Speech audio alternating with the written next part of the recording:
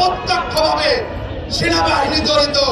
এই আওয়ামী লীগকে যে কারণে নিষিদ্ধ চাই, সেই একই কারণে আজকে আমরা জাতীয় পার্টিকে নিষিদ্ধ চাই। এখন পর্যন্ত কাউকে বিচারের আওতায় আনা হয় নাই। তারা বসে বসে আঙ্গুল চুষছে নাকি? তারা কি কাজ করছে? কেন তাদেরকে এখন পর্যন্ত গ্রেফতার করা হয় নাই? আজকে অনেকেই সুশীলরা, আজকে সুশীলের নামে কিন্তু কিছু আওয়ামী কুত্তারা রয়েছে যারা রাতে গিয়ে এই টেলিভিশন গরম করার চেষ্টা করে। আমরা সংস্কার চাই, আমরা বিচার চাই, আমরা 12ই ফেব্রুয়ারি নির্বাচন চাই। এই সংস্কার কিন্তু এই 1 বছরে কি সংস্কার করেছেন জনগণ এখন পর্যন্ত তারা ধোঁয়াশার মধ্যে রয়েছে।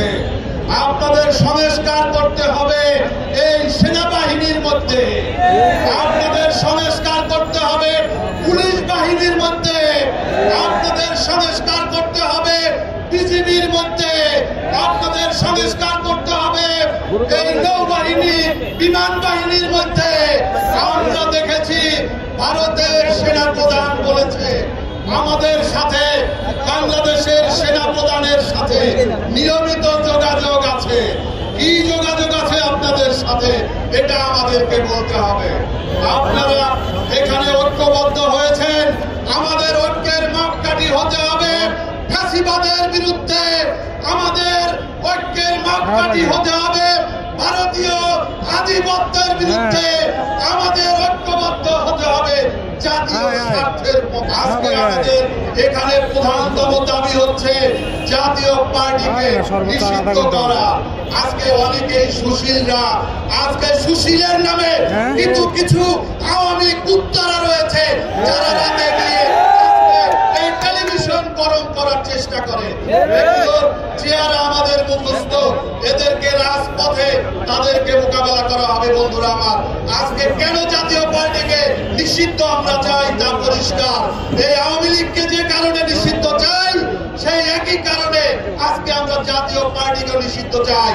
আমরা 14 দলকে নিষিদ্ধ চাই। আপনাদের মনে আছে এই আনিসুল ইসলাম মাহমুদ পানি মন্ত্রী ছিল উনি হাসিনার সরকারের। আমরা দেখেছি আনিসুল ইসলাম মাহমুদ, রুহুল আমিন হাওলাদার, এই অনেক আওয়ামী লীগের জিএম কাদের, তারা দেখেছি এই আওয়ামী লীগের সমর্থিত হিসাবে তারা নির্বাচন করেছে। তারা সরকারেও ছিল, তারা বিরোধী দলেও ছিল। এই কারণে তাদেরকে নিষিদ্ধ করতে হবে।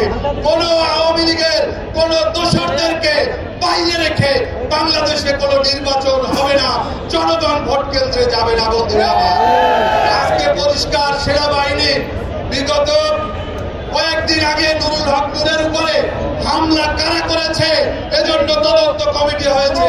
তদন্ত কমিটিকে বলতে চাই আপনাদের খুব বেশি কষ্ট করতে হবে না, 2টা ভিডিও দেখলেই আপনাদের তদন্ত কাজ শেষ হয়ে যাবে।